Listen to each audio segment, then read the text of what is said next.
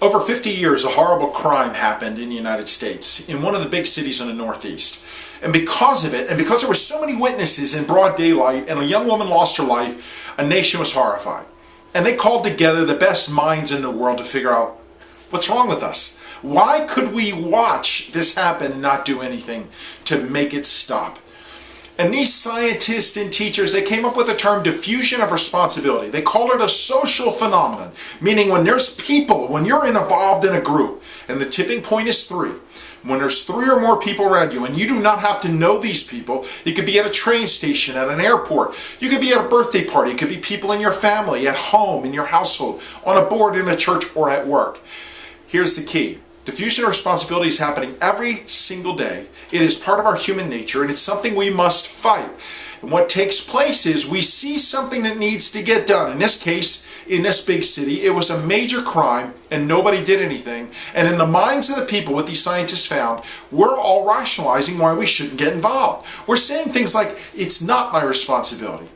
I don't get paid to do that.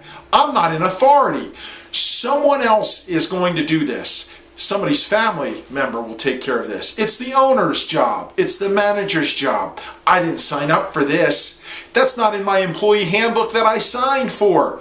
That's not my job.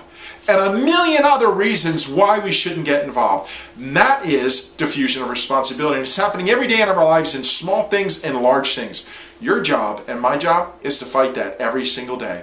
It's to take action. And in the word responsibility, we find our clue. I think there's 2 words in the word responsibility. Response and ability. And I think that when we see something that needs to be done, that means that we have the eyes for it, and I also believe we have the ability to help solve it. Now, we might not be the answer to it, but somebody has to start. And the way it starts is this. You see something, you know it needs to be done, even if it's not your responsibility, even if it's above your pay grade, and even if you don't have the ability to do it, you respond now with the current ability that you have.